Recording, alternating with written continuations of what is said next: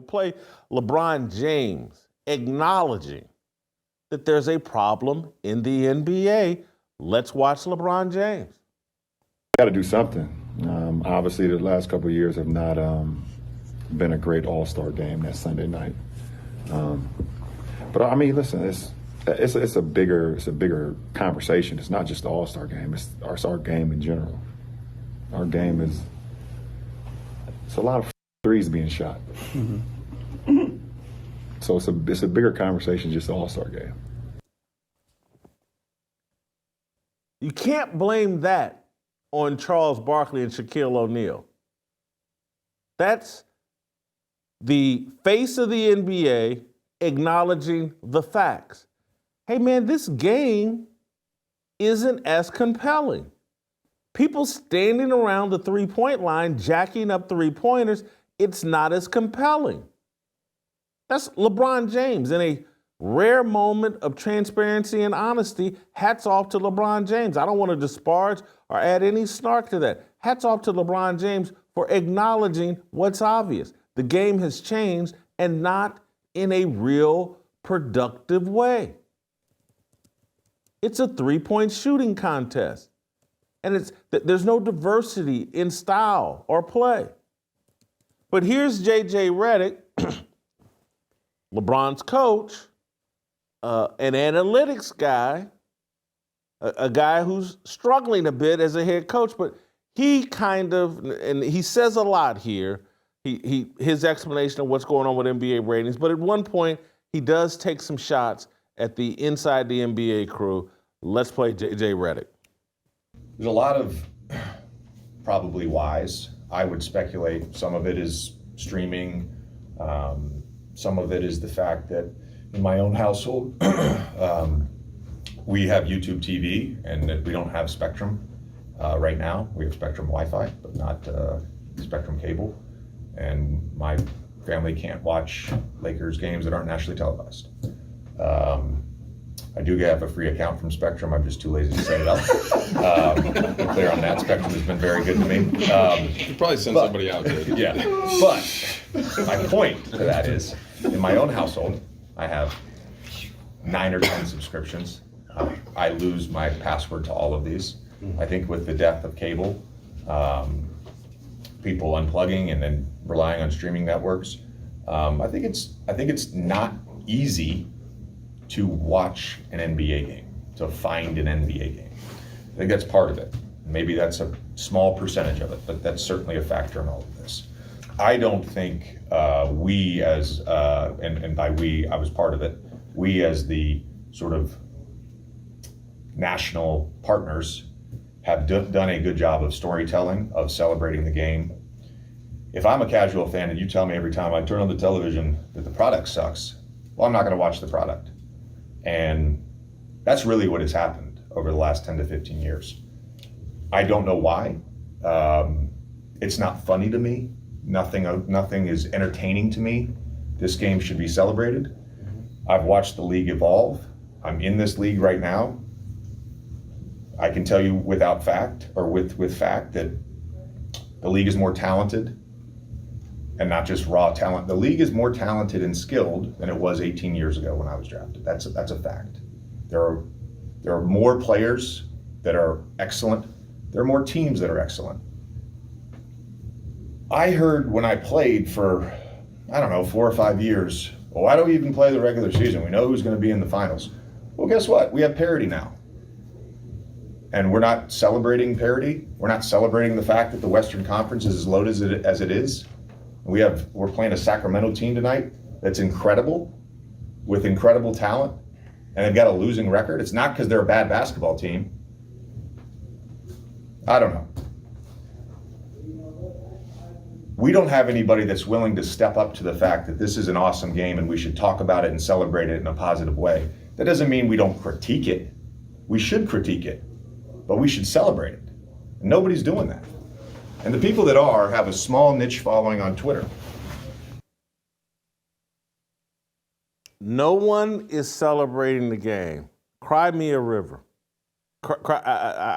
This sounded, he just went full Caitlin Clark. It's my job to celebrate Asia Wilson and these black women that came before me, and it's your job to celebrate the NBA. They can put whatever garbage product they want out there, and it's your job to celebrate it. And people should be celebrated. How about every 2 weeks when they get that paycheck? Is it celebrated then? The fans have celebrated sports and overpaid athletes and coaches and everybody for decades. We've lost the balance that we actually need someone, what Barkley and those guys are doing, but whether they do it or not, it's going to be done over social media. People are going to nitpick this game, as they should. They're going to examine its changes and its devolvement into a three-point shooting contest. How are you going to celebrate the All-Star game?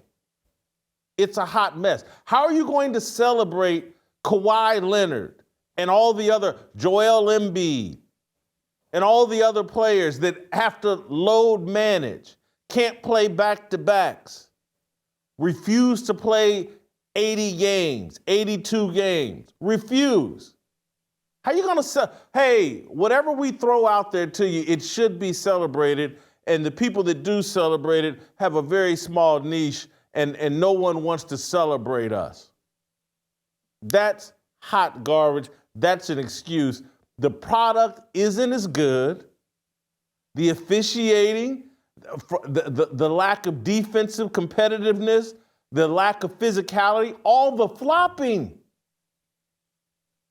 They've softened the game. It's the players, and it's what we tolerate, and it's what we've. They don't want to make the hard decisions. Someone has to actually take care of the game and show real leadership. First Cup Coffee, Christian-owned Patriot Coffee Company that stands for core values, family, and building community across the nation. Go to firstcup.com, use the promo code JASON, and save an additional 10% on your order. And if you subscribe, save another 10% for the life of your subscription. And one of the main things that needs to happen, you got to shrink the schedule. The players make way too much money to care about playing 82 games. That's the reality.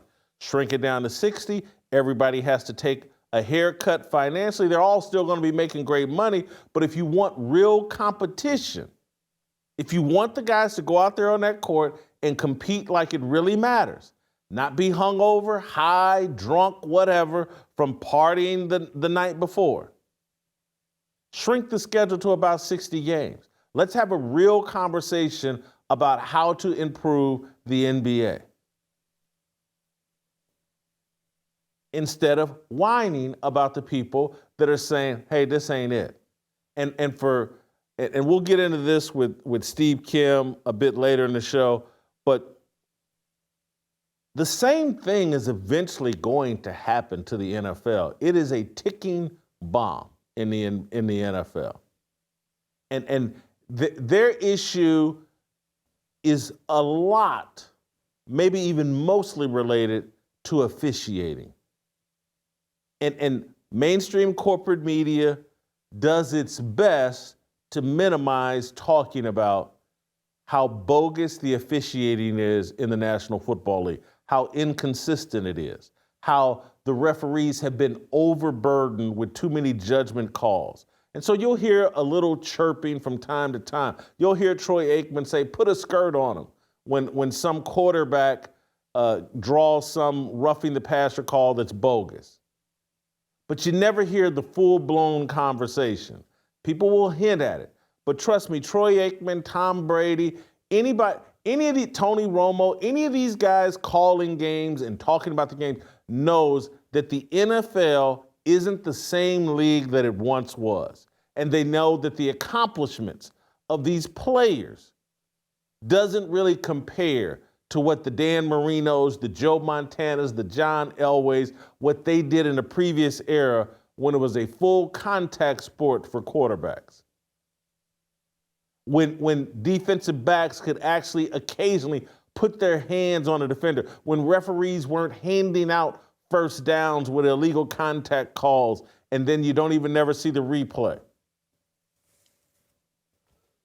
They know officiating is a problem and it's undermining the credibility of the game, and that conversation is happening over social media every NFL Sunday, every NFL Monday, every NFL Thursday. And just because the mainstream media won't dive into it full blown doesn't mean that conversation isn't going on every single Sunday. It's the number one conversation going on. And the league partners are trying their best to ignore it, but there is a crisis. And just like most people, everybody ignores a problem until it becomes too big of a problem and you can't ignore it, rather than addressing the problems that everybody sees early on. Like what you saw? Hit that like button, subscribe, and check out the full episode by clicking the link below.